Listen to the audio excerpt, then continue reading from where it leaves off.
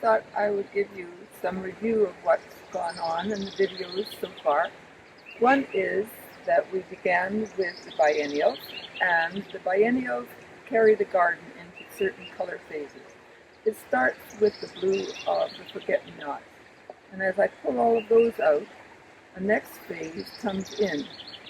So the tulips are in there, and the crocus, and the daffodils, of course, but those are bulbs that are planted. Those aren't biennials, they're considered annuals.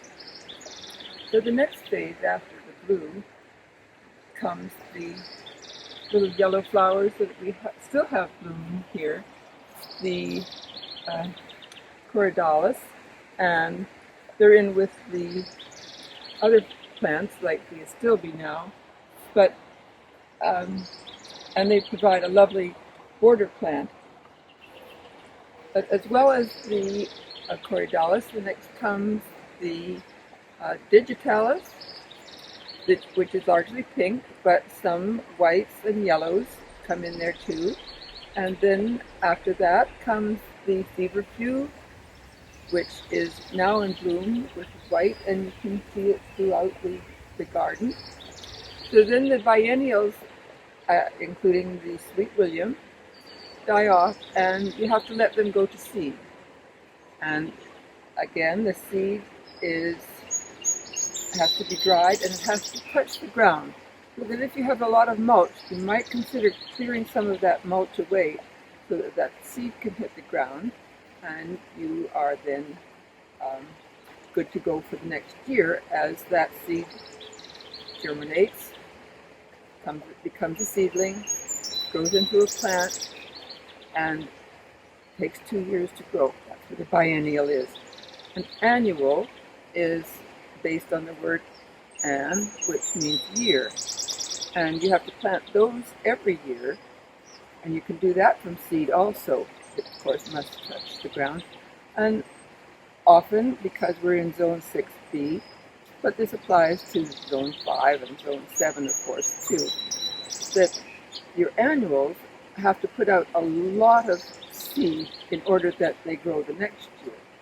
So annuals have lots of flowers, and they can carry the garden, or what I say, fill in with color when you have your annuals.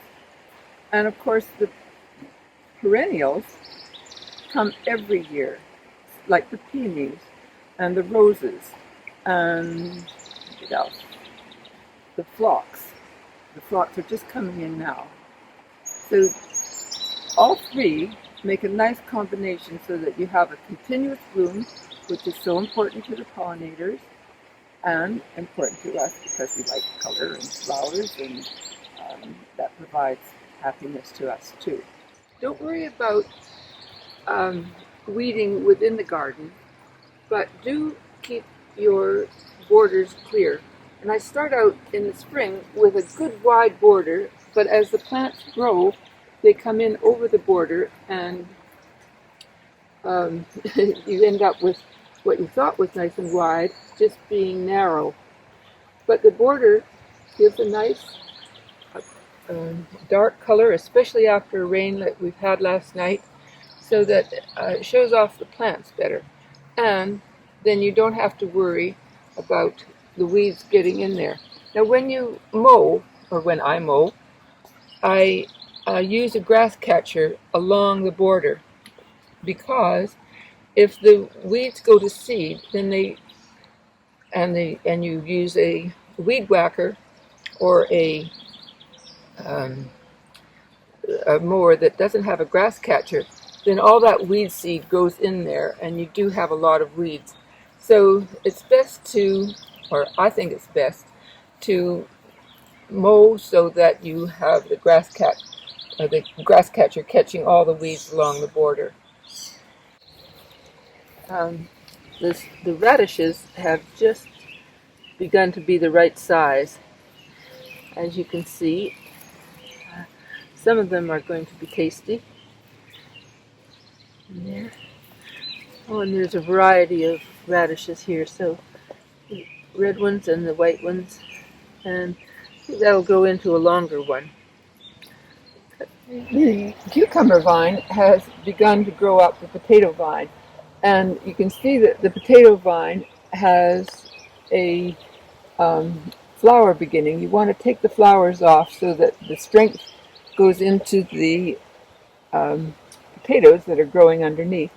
And this cucumber vine has now little tendrils that are growing on the potato. Take the potato leaf off and preserve that little tendril and direct it over toward this little branch that I have. It's a tiny dead tree that didn't make it, and we'll have that cucumber vine growing up this little tree, and you can see the little tiny gherkins, little tiny cucumbers coming along there. Because I don't have a lot of space, it's good to make things grow up, and you can see that the vine is growing up the tomato cage here, so that I can still have dill and beans in this, and cilantro in this area that gives me a variety of tastes. Daylilies have the habit of flowering for only one day, but as they close, usually another daylily will come out for the next day.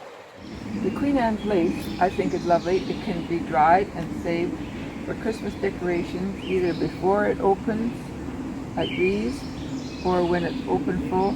And the identifying feature of the Queen Anne's lace, to distinguish it from the yarrow, is that it has a little tiny black dot in the middle of all of this lace that's named after Queen Anne. The Canterbury bells are perennial also, and they're quite a lovely blue, so easy to grow, but they're almost too prolific. In each of the gardens that you find, there's almost an identical leaf that is one that you want to preserve and one you don't want to preserve. These, as you see, have a variety of leaves that are heart-shaped and then elongated. So they're very similar to other weeds that you want, although, as God said, there aren't distinguishing flowers that are weeds and not weeds, and sometimes they're hybrid, so that what are one-time wildflowers that are prolific have been hybrid so that they're more showy. I'm Pat Barkman. Thanks for watching.